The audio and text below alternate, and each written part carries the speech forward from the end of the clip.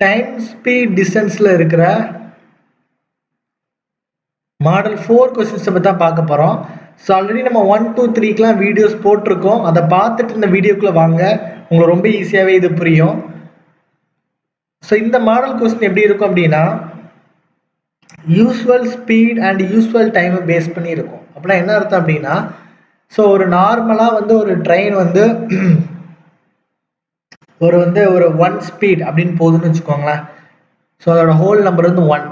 ஆனால் கொஸ்டினை கொடுத்துருப்பாங்க அப்படின்னா அது வந்து 3/5 ஆஃப் த ஸ்பீடில் தான் போகுது அப்படின்னு சொல்லி கொடுத்துருப்பாங்க. ஃபார் எக்ஸாம்பிள் அது வந்து 20 km/h தான் போகுது அப்படின்னா இது வந்து ஹோல் ஸ்பீடுன்னு அர்த்தம். 20 km பதிலாக அதில் 3/5 தான் போகுது. அப்போ 20 × 3/5 சரியா? அப்போ 4, ஸோ 12 km/h தான் போகுது. அதனால வந்து டைம் வந்து லேட் ஆகுது, இல்லைன்னா ட்ரெயின் வந்து ஏர்லியா போகுது அப்படின்னு சொல்லி கொடுத்துட்டு அதோட யூஸ்வல் டைம் என்ன அப்படின்னு சொல்லிட்டு என்ன பண்ணுவாங்க, கொஸ்டின் கேட்பாங்க. சரியா? For example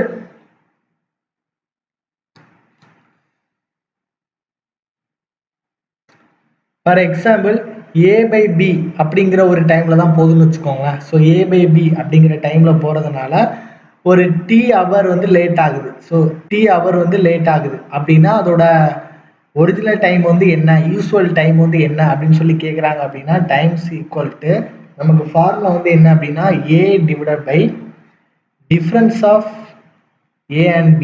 difference of A and B நம்ம ரேஷியோ கொடுத்துருப்பாங்களா, அதோட டிஃப்ரென்ஸு இன்ட்டு டைம் இதுதான் ஃபார்முலா. ஈஸியாக என்ன பண்ணலாம், சால்வ் பண்ணி முடிச்சிடலாம். சரியா? ஸோ கொஸ்டின் பாருங்க. So a train running at 7/11 of its own speed reached a place in 22 hours. How much time could be saved if the train would run at its own speed? சரியா? அதாவது ஒரு train வந்து 7/11 its own ஸ்பீட்ல போச்சு அப்படின்னா 22 ஹவர்ஸ்ல reach ஆகுமா. சரியா?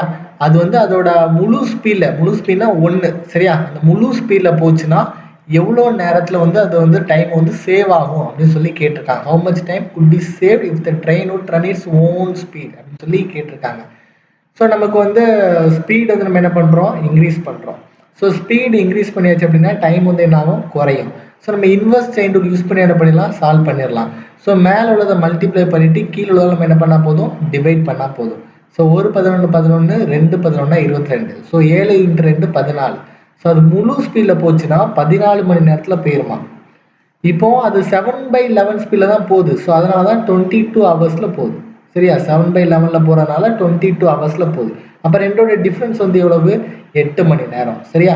அப்போ எவ்வளோ நேரத்தை வந்து சேமிக்க முடியும், 8 மணி நேரத்தை சேமிக்க முடியும். அது 7/11 ஸ்பீடுக்கு பதிலாக அதோட ஃபுல் ஸ்பீடில் போச்சு அப்படின்னா நம்மளால் எவ்வளோ நேரம் சேமிக்க முடியும், 8 மணி நேரம் சேமிக்க முடியும். சரியா?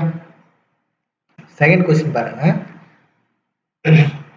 A man with 3/5 of his usual speed reaches the destination 1/2 hours late. நான் சொன்னேன்னா, so 3/5 of his usual speed. So முழு ஸ்பீட்னா 1, அதில் 3/5 தான் போகுது. அதனால 1/2 hours வந்து லேட் ஆகுது. சரியா? ஒரு மனிதன் தனது வழக்கமான வேகத்தில் 3/5 வேகத்தில் 2.5 மணி நேரம் தாமதமாக இலக்கை அடைகிறான், இல்லை 2.5 மணி நேரம் முன்னதாக இலக்கை அடைகிறான். லேட்டு ஏர்லி என்ன வந்தாலும் இதுதான் ஃபார்முலா. ஸோ என்ன எப்படி இருக்கணும், A/B நமக்கு இருக்கணும் ரேஷியோ. அடுத்தது டைம் வந்து நமக்கு கொடுத்துருக்கணும். லேட்டாக கொடுத்துருக்கலாம், அப்படி இல்லைன்னா அது ஏர்லியாக கொடுத்துருக்கலாம். ஸோ எப்படி வேணாலும் அது கொடுத்துருக்கலாம். சரியா? இங்கே வந்து என்ன கொடுத்துருக்காங்க, 1/2 கொடுத்துருக்காங்க. அப்போ ஃபார்முலா வந்து என்னது, A divided by difference of A and B into time. கரெக்டா? ஸோ உங்கள் ஏவோட ரேஷியோ வந்து என்னது, 3/5 கொடுத்துருக்காங்க. அப்போ A வந்து என்னது, 3. ஸோ A வந்து 3. Difference of A and B ரெண்டோட டிஃப்ரென்ஸ் வந்து எவ்வளவு, 2 இன்ட்டு 1/2. இதெல்லாம் ஹவரில் தான் போடணும். சரியா? டைம் இதில் போனால் ஹவர்ஸில் தான் போடணும். சரியா? அப்போ 1/2 எப்படி போடுவீங்க, 3/2 இன்ட்டு 5/2 போட்டுருவீங்க. ஸோ 15/4 கிடைக்கும். ஸோ முன்னாங்க 12 மீதி 3. ஸோ 3/4 தான் இதுக்கு ஆன்சராக இருக்கும். சரியா? 3/4 ஆகும். சிம்பிள் தான். சரியா? ஸோ தேர்ட் கொஸ்டின் பாருங்க.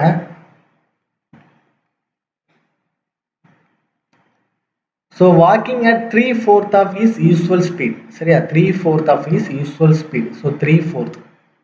சரியா? ஸோ அப்போ A/B கொடுத்துட்டாங்க. அதே மாதிரி a man covers certain distance in 2 hours more 2 hours more சரியா than the time he takes to cover the distance at his usual speed அப்படின்னு சொல்லி கொடுத்துருக்காங்க. சரி ரொம்ப ஈஸி தானே. ஸோ டைம் வந்து 2 hours கொடுத்துருக்காங்க. நம்ம ஃபார்முலா தெரியுமா? So A divided by difference of A and B into time. ஈஸியாக போட்டுடலாம். So 3 divided by 1 into 2. So நமக்கு என்ன கிடைக்கும் ஆன்சர் 6 hours. ஸோ இந்த மாதிரி வந்தாலே இங்கே பேப்பர் பென் எதுவுமே எடுக்க வேணாம், கண்ணை மூட்டே என்ன பண்ணலாம், ஆன்சர் வந்து போட்டுடலாம். சரியா? ஸோ 4th கொஸ்டின் பாருங்க. By walking 3/4 of his usual speed, a man reaches his office 20 minutes later than his usual time. The usual time taken by him to reach his office. அதே மாதிரி question தான், solve பண்ணி மறக்காம comment பண்ணுங்க. 5th question பாருங்க. If a man reduces his speed to 2/3, he takes 1 hour more in walking a certain distance. The time in hours to cover the distance with his normal speed. அதே மாதிரி question தான் A by B இருக்கு. So A வந்து 2, ரெண்டுக்கான difference வந்து 1, time வந்து 1 hour தான். So நமக்கு answer என்ன கிடைக்கும், 2 hour தான் கிடைக்கும். ஈஸியாக போட்டுடலாம். சரியா? ஸோ இந்த மாதிரி யூஸ்வல் ஸ்பீடில் வந்தாலே இந்த ஃபார்முலா யூஸ் பண்ணி பழங்க. இந்த ஷார்ட்கட் கண்டிப்பாக உங்களுக்கு ரொம்ப யூஸ்ஃபுல்லாக இருக்கும். தேங்க்யூ ஸோ மச் ஃபார் வாட்சிங்.